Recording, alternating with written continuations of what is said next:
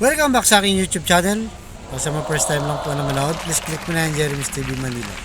Anyway guys, wala na ba ito, libre lang, tulong mo na lang din sa kapwa mo. Alright, thank you very much. So topic natin po today's video, BBM, bakit bumagsak ang trust rating at approval rating ayon sa Pulse Asia survey.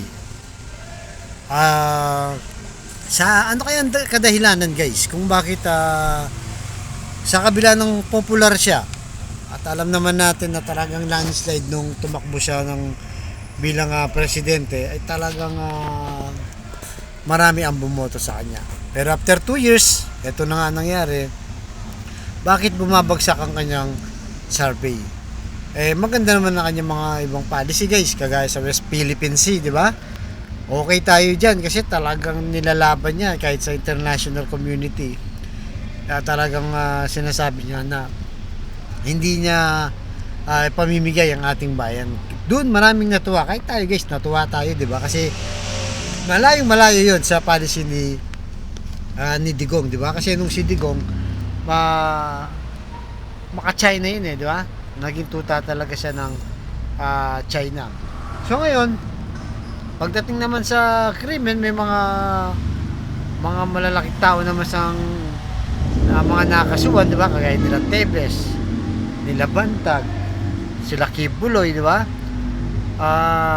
Okay naman yun kasi maganda rin yung policy niya kasi kahit tumulong sa kanya sa election, di ba? Lahat ng yun sumuporta sa kanya, guys. Pero ngayon, talagang hinahanap na ng batas. Ang problema lang doon, hindi pa rin sila mahuli-huli, guys. Kaya parang sabi ng mga DDS, mahina, weak leader talaga itong si BBM dahil nga hindi niya mapahuli. At sinasabi ng iba na bumalik na yung drugs, di ba?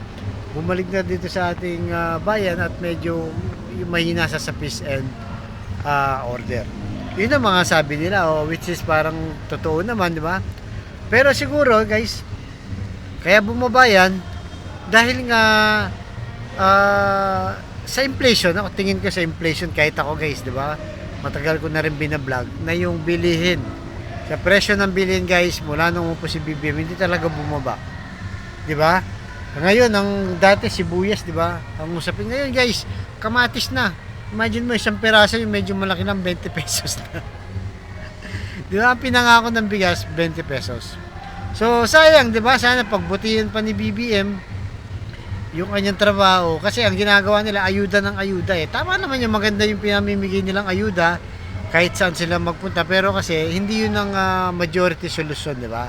Yun ay solution lang, temporary lang sa mga tao na bibigyan lang, di ba? 110 million tayo, ilan lang ba nabibigyan ng ayuda, di ba? Pero kung atupagin nila guys yung pagbaba ng presyo, lahat damay. Dapat ganoon, di ba? Pag nagdesisyon sila, dapat pangkalahatan, yung majority yung nakikinabang. Hindi yung mga paayu-ayuda lang na kukunti lang at hindi ramdam ng taong bayan. Sa tingin natin guys, yun ang nagpapabagsak na sa survey ni BBM dahil nga malapit sa sikmura o sa bituka ng taong bayan. So imagine nyo guys mula dun sa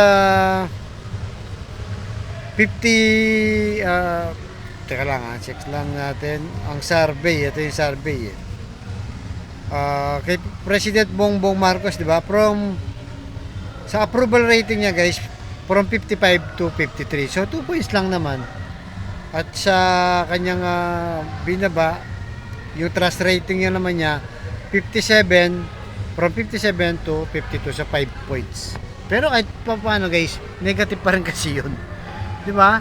Negative pa rin yun, hindi pa rin magandang tignan. Kaya sana nga guys, pagbutihin ni BBM, diba? At mahuli na ang dapat mahuli sa mga krimen. Pero pinaka-importante talaga ay yung maibaba ang presyo ng bilihin. Kasi nga guys, dyan mo talaga makikita yung taong bayan kung nag-i-improve ba ang buhay o hindi, diba? Kasi lahat alam naman natin maraming mahirap sa ating bayan. Kaya talagang yung pera mo, diba? Umihina yung purchasing power, diba? Konti lang ang bibili mo, yung 1,000 mo ubos agad guys. Totoo yun. Kahit yung mga kamukha namin mga middle class, hindi naman mayaman, hindi rin mahirap, tama lang, Ramdam mo talaga guys, kahit pag may 1,000 ka at may binili ka ng konting items lang, alas mahubos na yan guys. Pambili lang ng mga ulam yun, di ba? Grocery pa. Eh, yung mga kailangan pa sa bahay. Kaya sana guys, pagbutihan sana ni BBM yung performance na. Tingnan natin kung ano pang i-announce niya sa darating na SONA ngayon.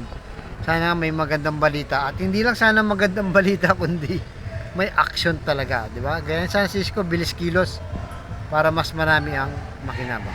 Alright guys, hanggang dito lang po ang susunod kong vlog. Thank you very much.